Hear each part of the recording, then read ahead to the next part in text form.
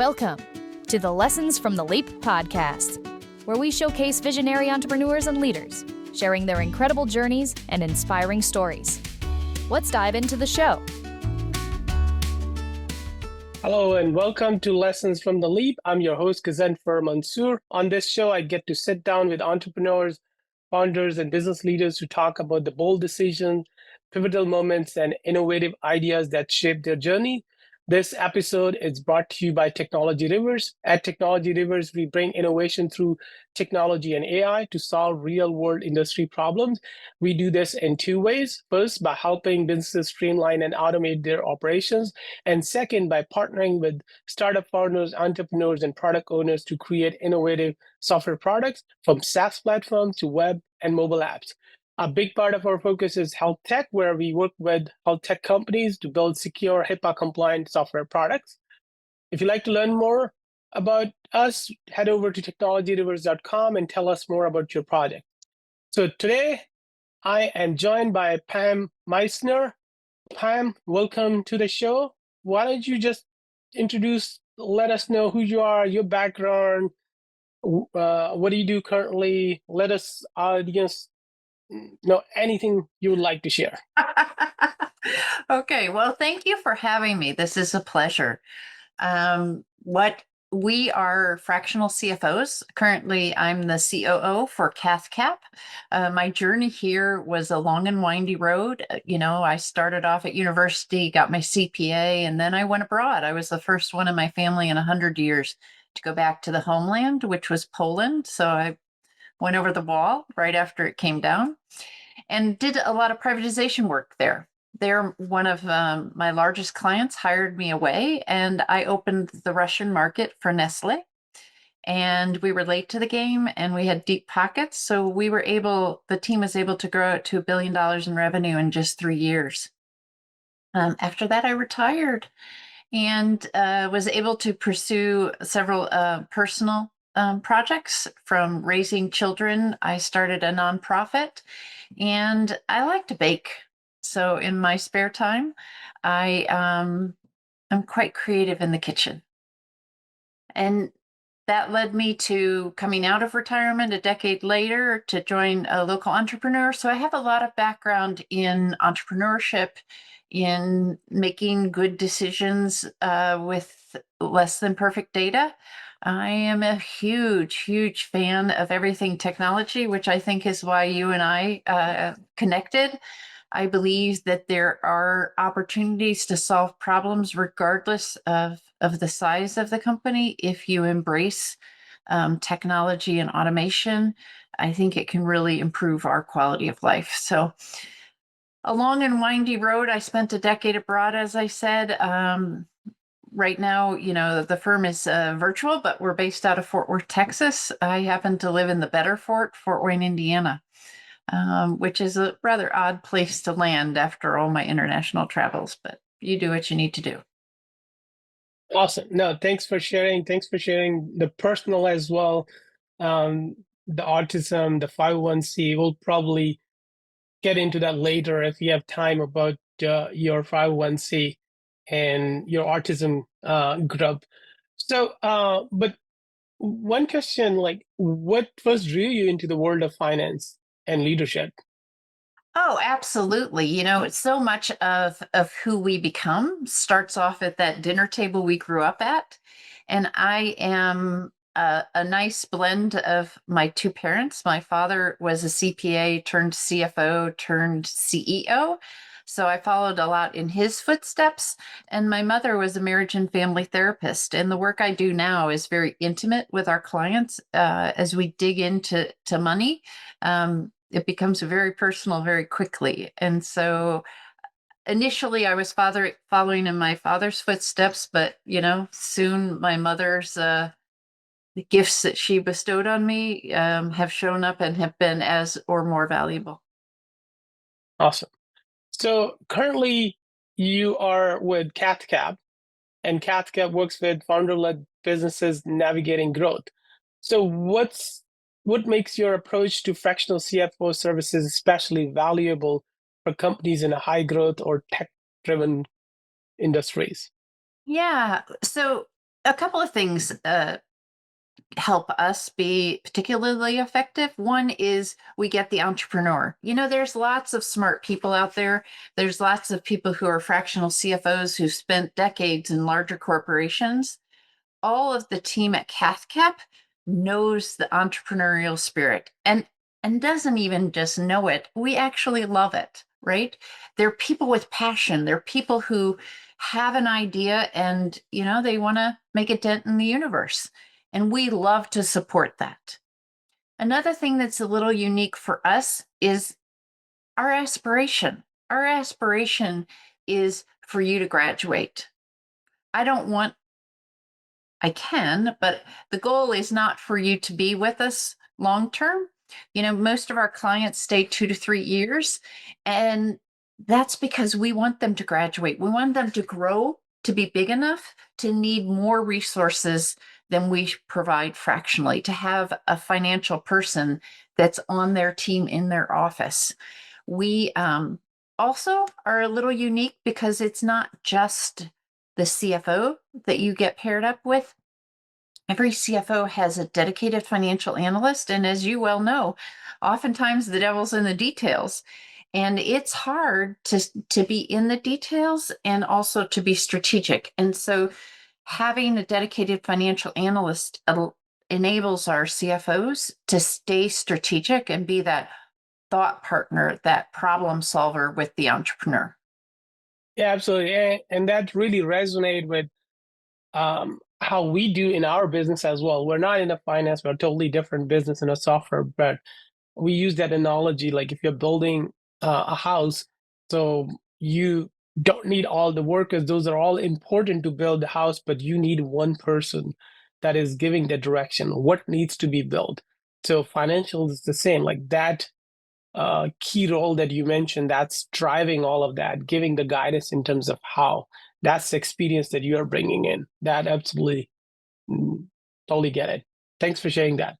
So, so you talked about 2 to 3 years. That's the average time for your customers. So, for software service-based startups thinking about an exit in 2 to 3 years, what should they be doing now to make their business more attractive to investors or acquirers? Yes. So we wrote a book, Exit on Top, Sell Your Firm at the Right Price to the Right Person at the Right Time. And there's a lot of things that you need to consider. If I could boil it down, the most valuable firms are the ones where the owner is least integral. The ones that have developed systems and processes so that leads come in, so that the service or the product, the operations is strong, and the finance and admin is strong, so that you collect what you've worked so hard to market and sell. And we come in and we do an assessment to identify the areas, because we all know when you go to sell, there's a range. You take, EBITDA or total owner benefit and you multiply it times a number. And those numbers always come in ranges. And what we do with firms is we get them from here to here on their multiple.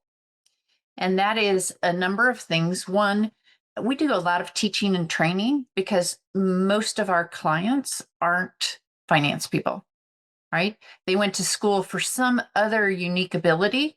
Their passion is somewhere other. And quite honestly, the numbers intimidate them. So what we like to do is take the information, and instead of having numbers and boxes, we like to tell stories. And the stories tell you where you're at, and we listen. We're female-led, female founded, and so those stories are also come out of what we've heard you say. We're really, really good listeners, and so we want to create that vision with you and tell you, here's the roadmap that you need to be on to go from here to here, or better yet, from here to here. So usually there's a number of things that we tackle. Predictability is a key part of that. So oftentimes that comes down to cash predictability. having good data is also part of a good exit.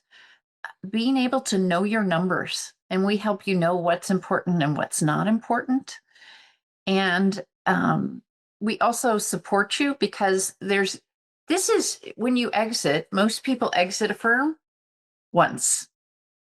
Whereas people that are buying firms are doing, one a week or one a month, right? And so you're at a significant disadvantage. And so we have special CFO engagements where we work towards your exit.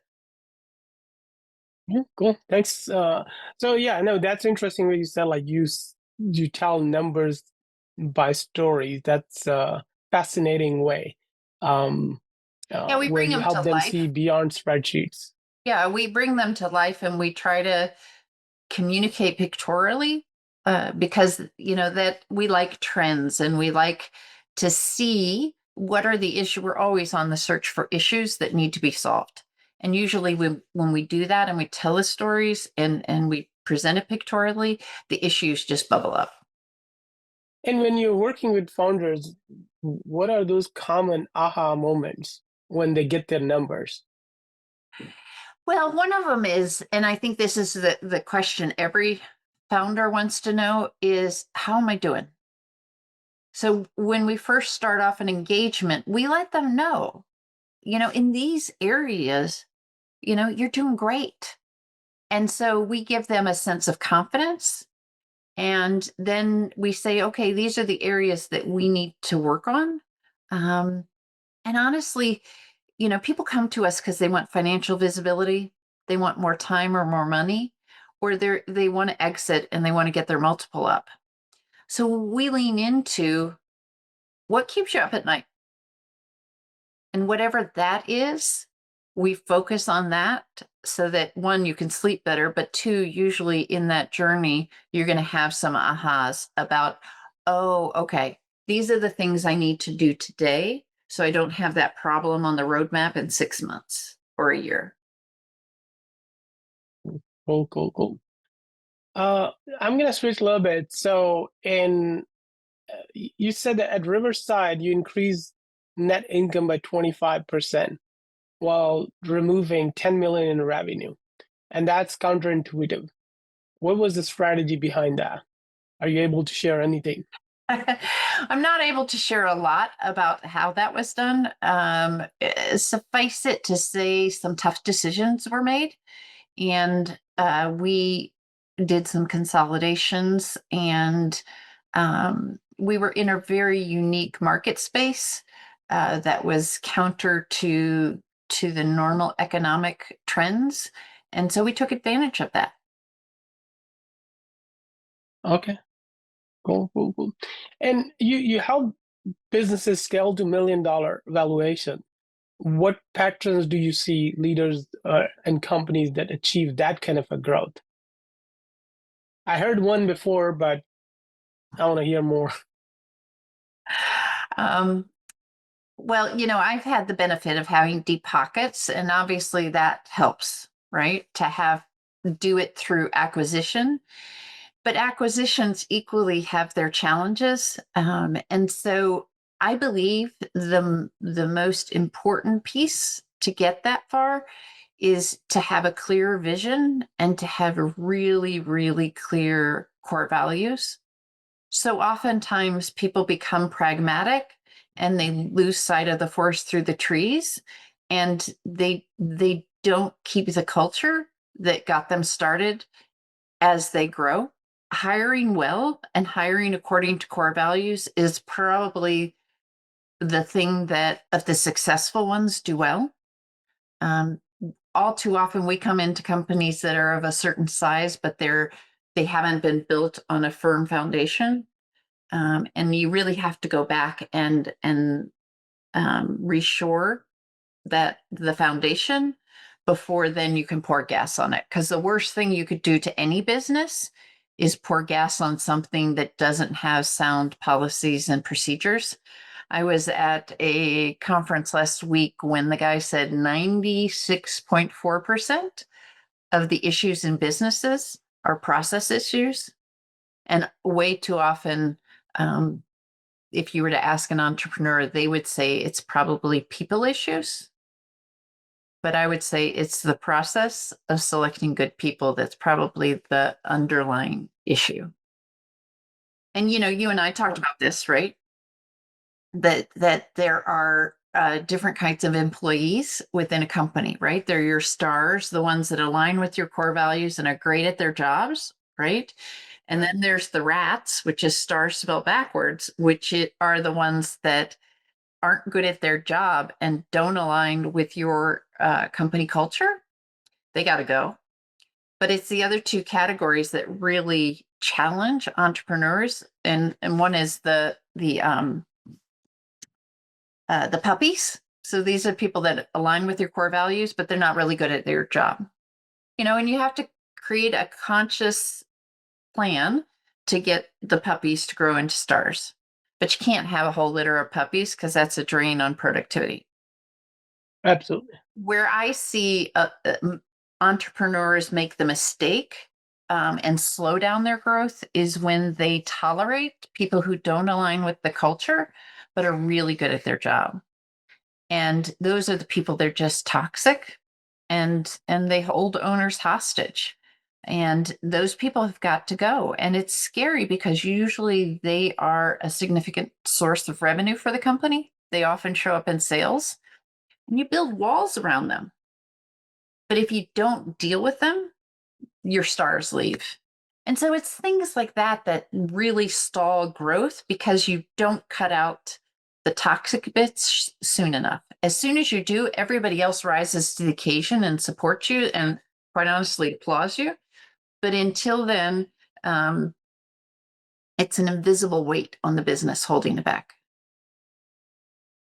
No, that's a good point. I was listening to Simon Sinek a few days ago. He was talking about Steve Jobs. Who talk about like, I need an A+ player. So they're talking about like it's not just an A player, but you need A+ player in your team to get the real growth. And to do that, you have to have your ego in check, because A+ leaders, A+ people don't want to work for people who want to be the smartest person in the room, right? And so I often say that on most P&Ls that I look at, there's a hidden line item called ego. And, I see a lot of owners who want to be the smartest person in the room. And so they don't hire A+ people, because A+ people are going to challenge you. And if you're not confident in your abilities, it's not going to end well for anybody. Yes. You hear all the time, you're in the wrong room if you're the smartest person in the room. So, but you also talk, that's a good point, whether it's people or processes. I believe it's really multiple things, because you need all of those in a company growth, because you can have one, but then you still need the other. So they all have its own importance. But yes, in some cases you put people definitely the number one, but without the processes also you will have a limitation. Without the financials, without so these are all the core pillars of the business. Mhm. So they all need to be aligned and working really well in order to have the real growth. Mhm. Extremely good points. So one question: so how do you and your team help founders use technology like dashboards, AI tools, forecasting platforms to turn their financial data into a confident decision making? Yeah, so we challenge them on what should be on those dashboards. Too often it's more lagging indicators than leading ones. We have them work through the process of saying, okay, if this is what you want, more cash in the bank, what happens before that and before that and before that and before that and before that? And it's that thing over here, 10 before that's away, that's what we really need to be tracking. If we also poke and prod around, if everything is always green, then the dashboard's not working. So you have to work with the owners to figure out what they need to track, and usually less is more. We've come into ones that, have soup to nuts and the kitchen sink, and it's overwhelming. So once you have that, then we dig into the next layer, which is where's the data coming from and how do we accumulate that data? Typically in entrepreneurial organizations, we see disparate data sources. You go into a large company and they're going to have, amazing tools to assimilate and summarize and analyze data. That doesn't exist in small companies. So you're going to go with some tools. Oftentimes we help them with getting connected to APIs to bring this disparate sources of information together through tools like Power BI, or in simpler ones, some Excel spreadsheets. It's important for them to be able to look at a few numbers collectively and not, I find too often with these disparate sources of data that they spend more time trying to reconcile the data than they do about, okay, what is this telling me? So we play the devil's advocate. So with AI now, how is that thing changing? Or is that changing at all in your industry? It should change. And it really comes back to, what level of an adopter people are, to whether they want to trust AI, whether they want to put data out there. Some people, particular industries, you mentioned HIPAA. You have to get certain versions of the AI so that you can retain the HIPAA compliance. They're out there.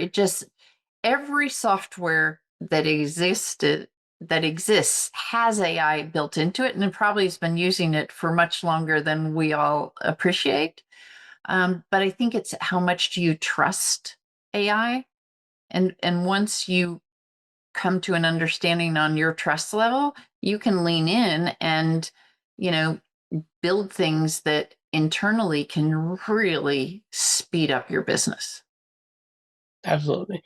And on that note, I'm speaking to the conference on the data sensitivity and privacy for the regulated industries next week. So I'm not sure this podcast will be out by then, um, but just wanted to mention. So maybe the recording, so I can share the link of that as well as part of when we Absolutely. share Yeah. it. I think that's important. It's a very important topic, very sensitive topic, and people are concerned. So I think you need to build that trust, and there are different strategies that you can do.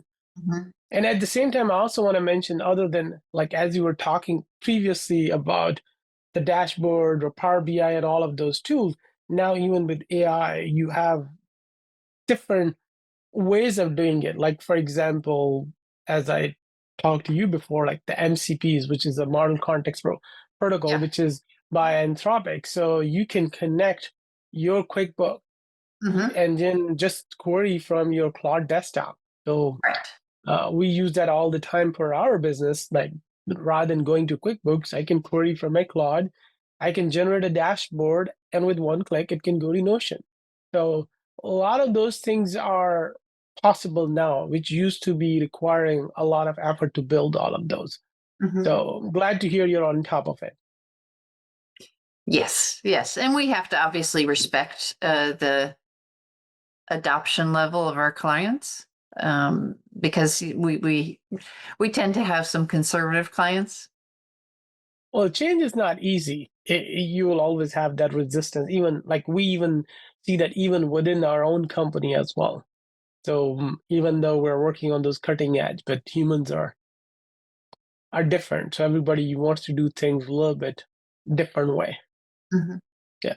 So you worked with founders at that critical leap moment. What are some of the biggest financial blind spots you have seen? And how does having a CFO on the team change that outcome? There's several.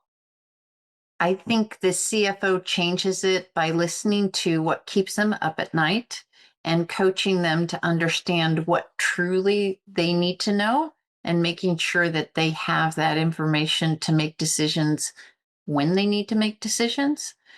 Some of the things that are really important, some of them are activities we encourage them to start doing, and there's other activities we encourage them to stop doing.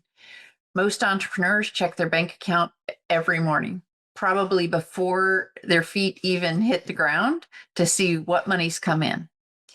And I think that is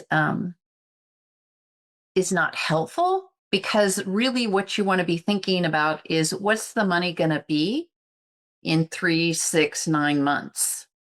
Because today you can impact that much easier than you can impact what comes into the bank tomorrow. And with strong predictability, again, I mentioned financial visibility, they gain confidence and they can move faster. And, we all know Stephen Covey's book, The Speed of Trust, right? Where there's high trust, and it's not just trust in people, it's also trust in systems. When there's high trust, the business gets a dividend. When there's low trust, again, either in systems or in people, the business gets taxed. And so what we help them do is build that trust in their information, so that they know where the business is going and they can make better informed decisions.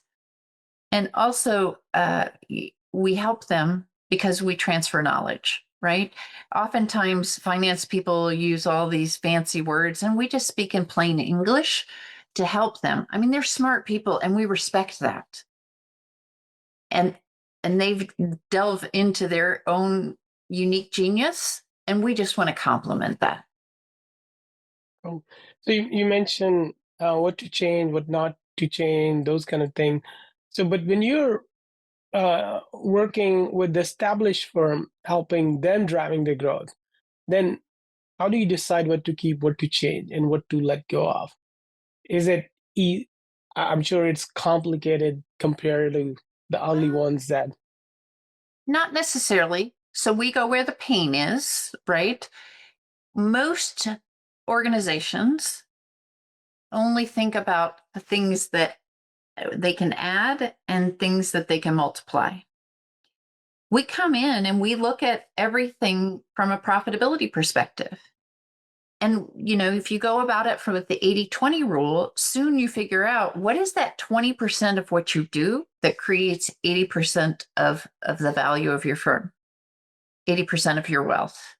Do more of that and less of all these other things.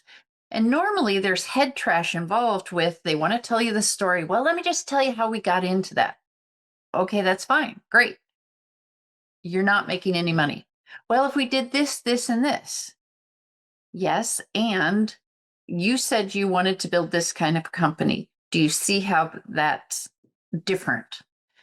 And we provide them with enough information so that they understand the why behind eliminating things.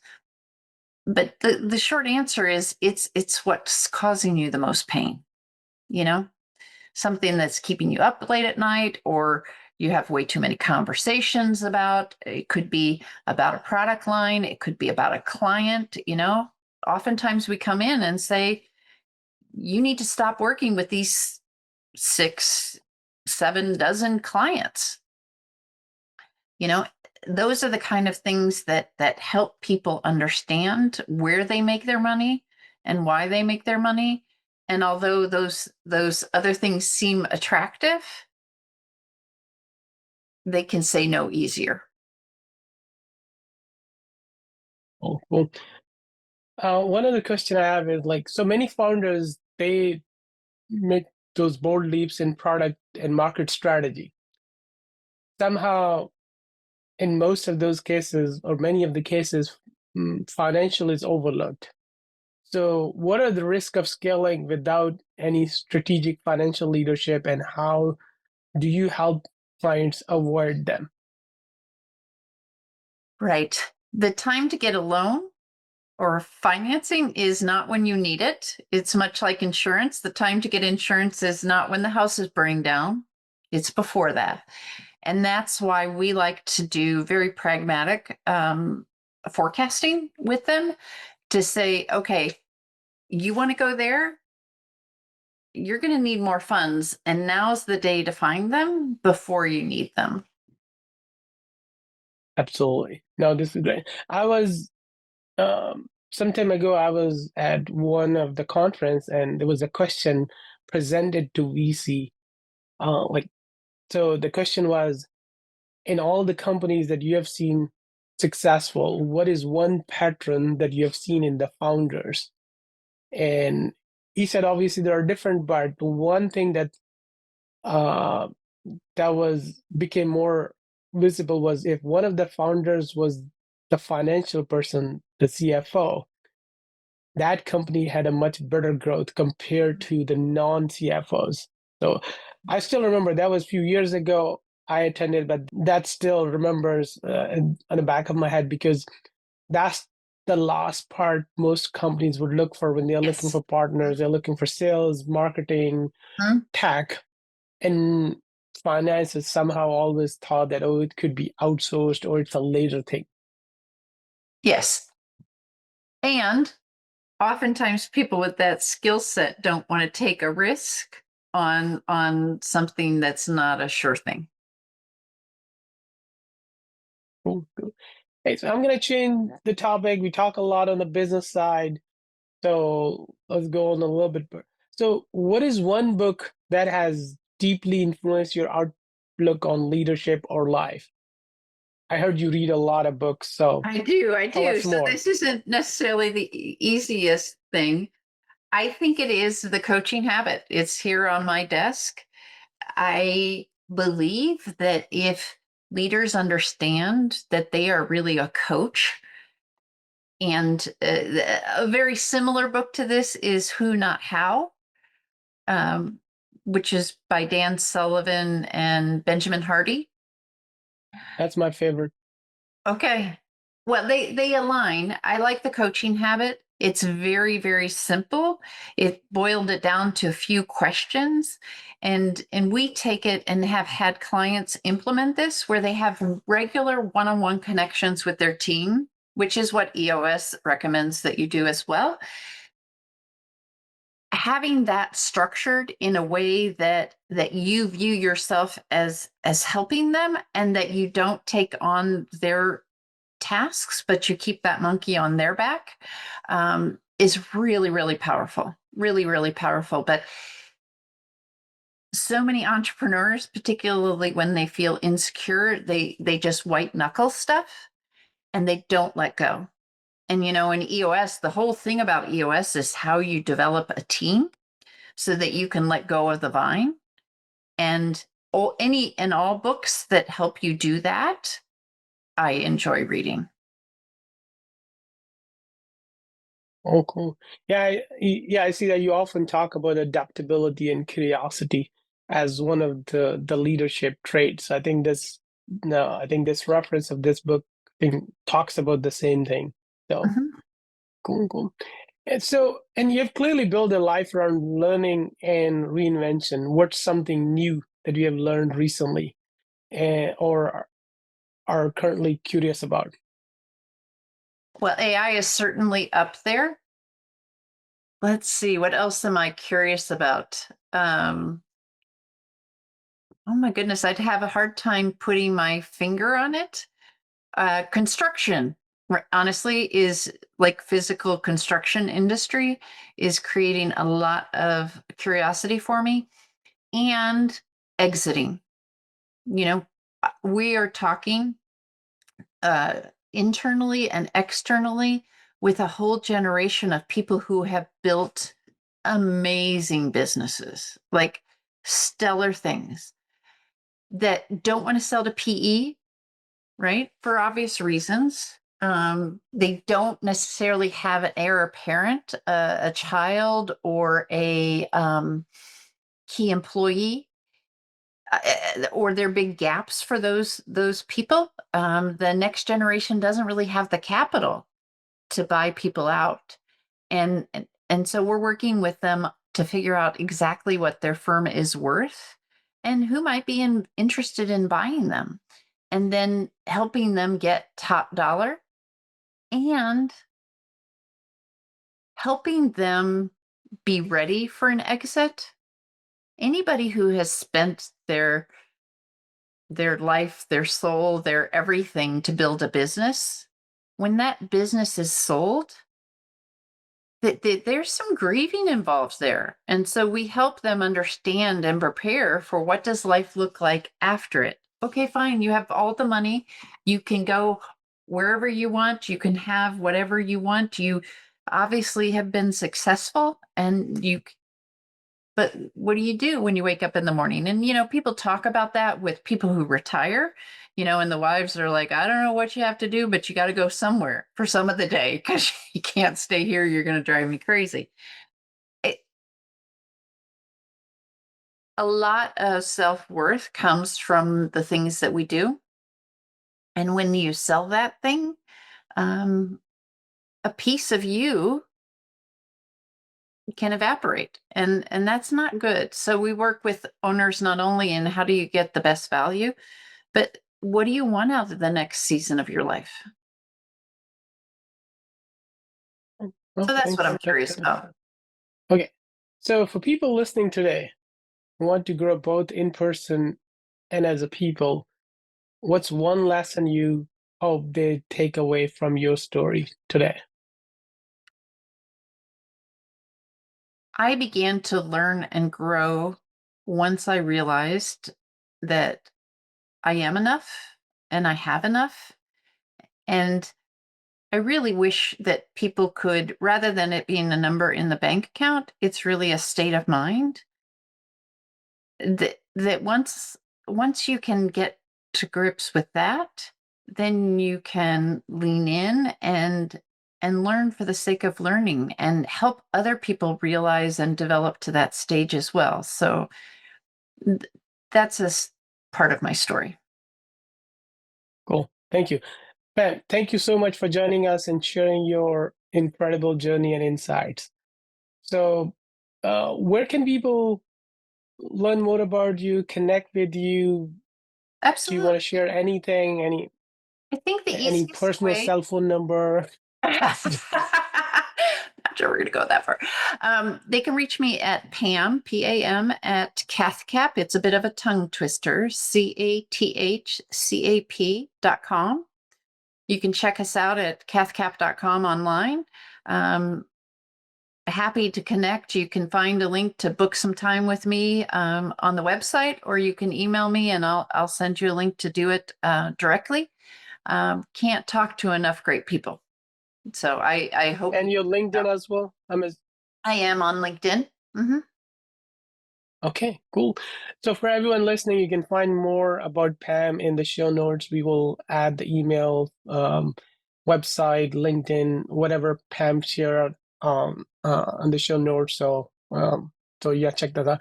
Thanks for listening to Lessons from the Leap. If you enjoyed the episode, don't forget to subscribe and share it with someone who find it valuable. Thanks, everyone. Have a good rest of the day. Thank you for tuning in to the Lessons from the Leap podcast. Don't forget to hit subscribe so you never miss an episode. We'll catch you next time.